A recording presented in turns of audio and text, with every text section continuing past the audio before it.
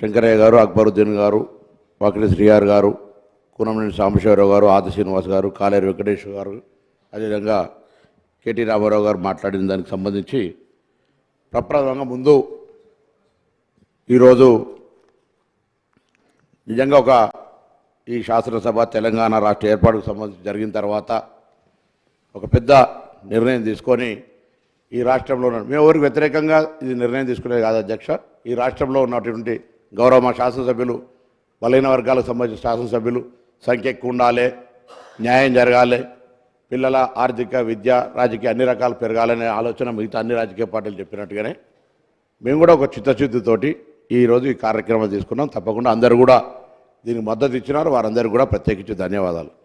కానీ ఇందులో కొన్ని అంశాలకు సంబంధించి వారు లేవనెత్తినప్పుడు వారికి జవాబు చెప్పి ప్రభుత్వం తరఫున అందరు సహకారం అడుగుతాను. ఒక్కటి స్పష్టంగా చెప్తాను, ఇది విధి విధానాలకు సంబంధించి గౌరవ శాసనసభ్యులను కావచ్చు, ఇందులో న్యాయం జరగాలి బలహీన వర్గాలకు అనేటువంటి ఆకాంక్షించే వాళ్ళు కావచ్చు, రాజకీయ పార్టీలు కావచ్చు, అందరికీ కూడా సహకారం తీసుకుంటూ ఎక్కడ కూడా వివక్షపూరితంగా ఏదో రాజకీయపరమైన అంశాలను తీసుకొని పోయేది. ఇది బలహీన వర్గాలకు న్యాయం జరగాలనేటువంటిది మా పార్టీ ఆకాంక్ష, మా ప్రభుత్వం ఆకాంక్ష అనే మాట సందర్భంగా మనం చేస్తున్నాం అధ్యక్ష. ఈరోజు చాలా మాట్లాడుతారు చట్టం గురించి సంబంధించి, చట్టం చేయాలి. నాకు ఆశ్చర్యం అనిపించింది అధ్యక్ష, రాజకీయంగా తర్వాత మాట్లాడతాను. ముందు మీరు ఎవరైనా తెలుసుకోమని చెప్తాను. నేను గౌరవ ఇక్కడ కూడా వెంకటేశ్వర న్యాయవాది ఉన్నారు లేదా గౌరవ సభ్యులు, 2011 ఢిల్లీలో కేంద్ర ప్రభుత్వం చేసింది, ఆనాడు యూపీఏ ప్రభుత్వం, నేను కూడా సభ్యుడిని. అప్పుడు ఏర్పడినటువంటి కేంద్ర ఓబీసీ పార్లమెంటరీ కమిటీలో సభ్యుడిగా దాదాపు ఈ దేశంలో ఉన్న 20 రాష్ట్రాలు తిరిగే అవకాశం వచ్చింది. తప్పకుండా బలహీన వర్గాల పట్ల ఒక కమిట్మెంట్ ఉంది. డిగ్రీ చదువుకునే విద్యార్థి రాజకీయాల్లో ఆనాడు మురళీధర్ కమిషన్ లోపల మరి కార్యక్రమం తీసుకున్నప్పుడు మరి తెలుసు పరిస్థితి, మండలం పేరు మీద కమ్మటలను తీసుకొచ్చినటువంటి పరిస్థితుల్లో కూడా మండల్ గెలవాలని కోరాడుకున్నటువంటి వల్ల ఆనాడు నుంచి వచ్చిన బిడ్డగా నేను అందరూ కోరుతాను, గౌరవ సభ్యులు కూడా సభను కూడా 2011లో కూడా ఎటువంటి చట్టం చేయకుండానే క్యాష్ సెన్స్ జరిగిందవా, ఇది ఒక ప్రభుత్వ నిర్ణయం. ఈరోజు కూడా మీరు ఎవరు కూడా అనుమానపడాల్సిన అవసరం లేదు. చట్టానికి సంబంధించి కావచ్చు, చిత్తశుద్ధి ముఖ్యం. 2014లో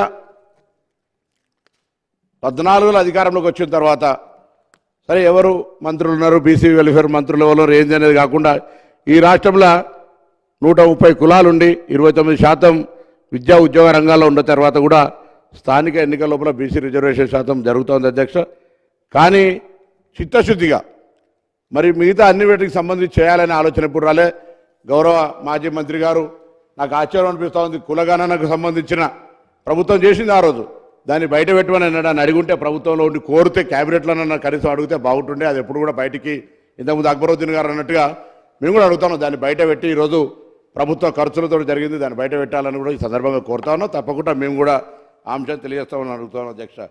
తర్వాత పిల్ల గుట్టక ముందే కుల్ల గుట్టినట్టుగా అన్నట్టుగా మంత్రి గారు అనేకమైనటువంటి మేనిఫెస్టోలు ఏం పెడతాను, ఏం చేస్తున్నాం అధ్యక్ష. ఒక్కొక్క మాట చెప్తే చాలా అంశాలు ఉన్నాయి. ఈరోజు బలహీన వర్గాల మంత్రిగా ఒక కార్పొరేటర్ బలహీన వర్గాల సీటును వేరే వ్యక్తి తీసుకుని గెలిచిండు అనే దాని మీద కలెక్టర్ ప్రొసీడింగ్ ఇస్తే కూడా ఒక బీసీ మంత్రిగా ఆ బీసీకి అన్యాయం జరిగే విధంగా స్టే చేసినటువంటి పరిస్థితి మీకు నేను రికార్డుతో సాగిస్తాను. ఈ పరిస్థితులలో నేను ఒకటే మళ్ళీ కొడతాను, రాజకీయాలకు సంబంధించి ప్రసంగం ఇవ్వదలుచుకుంటే అనేక మీద దలుచుకుంటాం. కానీ ఈరోజు మనం ఏం చేసినాం, మన అధికారంలో ఏం జరిగింది అనేటువంటి మాట తీసుకునేటువంటి ప్రయత్నం కూడా చేస్తే, సార్ ఈరోజు తెలంగాణ రాష్ట్ర ప్రభుత్వంలో 10 సంవత్సరాలుగా ఫెడరేషన్స్ చేసినారు అధ్యక్ష. అనేకమైనటువంటి కుల ఫెడరేషన్స్ ఉన్నాయి. ఇంతకుముందు మన పాయల్ శంకర్ గారు మాట్లాడినారు, ఆత్మగౌరవ భవనాలు ఉన్నాయి అధ్యక్ష, ఒక రూపాయి ఎవరికి ఇవ్వలేదు అధ్యక్ష. అంతేకాదు బీసీ కార్పొరేషన్ నుంచి 2018 ఎన్నికలప్పుడు 2023 ఎన్నికలు బీసీ బంధు పేరు తప్ప ఎన్నడూ ఆ ఆర్గనైజేషన్ పనిచేయాలి, ఒక రూపాయి కేటాయించలేదు అధ్యక్ష. ఇది రికార్డు. అదేవిధంగా 2014 నుంచి 2023 దాకా వీళ్ళు ఇప్పుడు చెప్తా ఉన్నారు సంవత్సరానికి 20 కోట్లు ఇస్తున్నారు, 1,00,000 కోట్లు కావాలని.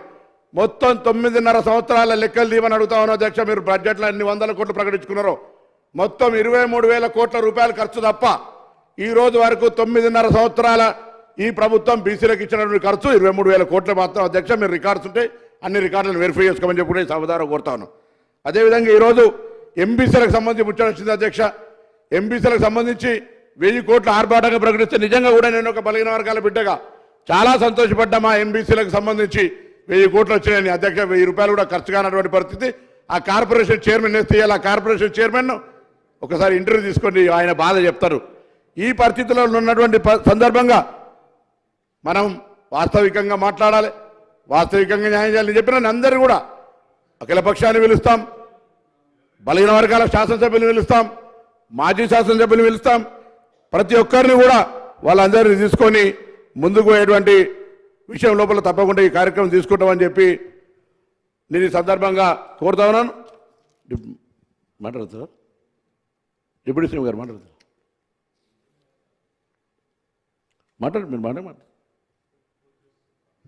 మీరు మాట్లాడతారా? తర్వాత ఈరోజు కులగణనకు సంబంధించి మేము అడుగుతున్నాం అన్ని ఇంటింటికి 2011లో చేసినప్పుడు ఈరోజు అక్కడ అప్పుడు ఇక్కడ గ్రామీణాభివృద్ధి శాఖ చేసింది అధ్యక్ష. నేను మీ అందరు సలహాలు తీసుకుంటాను, ఏ విధంగా చేస్తే బాగుంటుంది, పెరిగిన సాంకేతికతను ఏ విధంగా ఉపయోగించుకోవాలి, ఇంటింటికో ఏ విధమైనటువంటి సమాచారాన్ని సేకరించాలి. మేము ఒక్కలమే ఏదో ప్రభుత్వాన్ని రహస్యంగా గోప్యంగా చేసుకునేది కాదు అధ్యక్ష. ఇది తప్పకుండా అందరి సలహాలు మరొకసారి మీ అందరికి విశ్వాసం కలిగేస్తా ఉన్నా.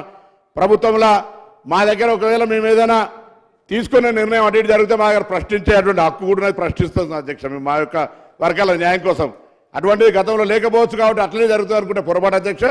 తప్పకుండా కుల గణనలకు సంబంధించి బలహీన వర్గాలకు న్యాయం జరగాలనేటువంటి అంశం మీద తప్పకుండా సాంకేతికత 2011లో చేసినటువంటి అంశంగా ఏ విధంగా చేస్తే, దీనికి ఏ కమిషన్ చేస్తే, ఏ సంస్థ ద్వారా చేస్తే అనేటువంటి అన్ని అంశాల మీద మిమ్మల్ని విధి విధానాలను సాలుగా తీసుకుంటాం.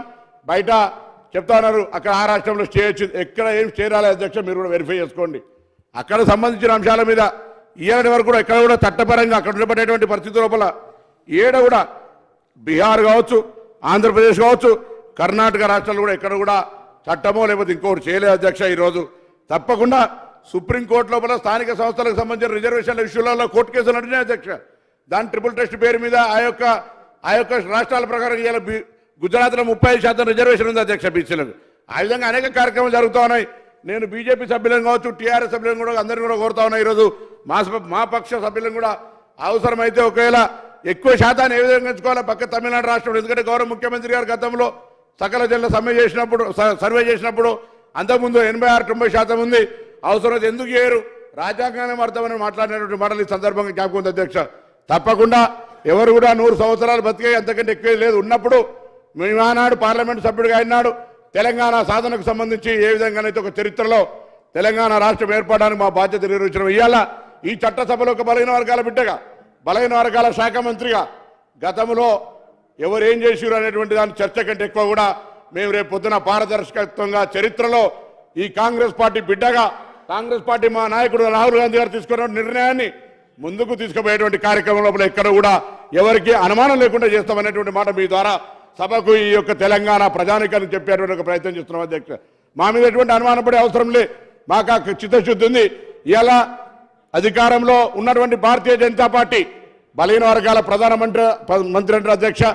వాళ్ళెన్నడూ కూడా ప్రధానమంత్రిగా ఉన్నటువంటి ఆయనను అనేక వందల సార్లు ఇవాళ గౌరవ కేటీ రామారావు గారు చెప్పినటువంటి ఆర్ కృష్ణయ్య గారు రాజ్యసభ సభ్యులుగా బలహీన వర్గాల నాయకత్వం ఢిల్లీ కేంద్రంగా అనేక సందర్భాల్లో ధర్నాలు చేసి మేము కూడా అనేక సందర్భాల్లో రిప్రజెంట్ చేసి ఒక మంత్రిత్వ శాఖ ఏర్పాటు చేయలే. ఆనాడేమో సరే ఎస్సీ ఎస్టీ బీసీలకు సంబంధించిన ఒక మంత్రిత్వ శాఖ ఉండే, ఇవాళ ఆనాడు డాక్టర్ ఎంబీబీఎస్ ఉంటే సరిపోతుండే, ఇవాళ స్పెషలైజేషన్ వచ్చేది, సూపర్ స్పెషాలిటీ వచ్చింది. అట్లనే ఇవాళ కూడా శాఖలలో మాకు న్యాయం జరగాలని అడుగుతున్నప్పుడు అవసరానికి అనుగుణంగా శాఖలు ఏర్పాటు చేయాల్సినటువంటి బాధ్యత చేయలే. కానీ ఈ బీసీలకు ఇచ్చి తప్పకుండా ఇవ్వాలి.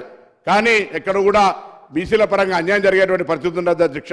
ఈరోజు రాష్ట్రంలో వాళ్ళు బీసీ ముఖ్యమంత్రి ఎజెండా తీసుకున్నారు, కానీ ఇక్కడ ఫ్లోర్ లీడర్ కూడా బీసీని వేయలేకపోయారు. ఉన్న బీసీ ప్రెసిడెంట్ని తీసేసినారు.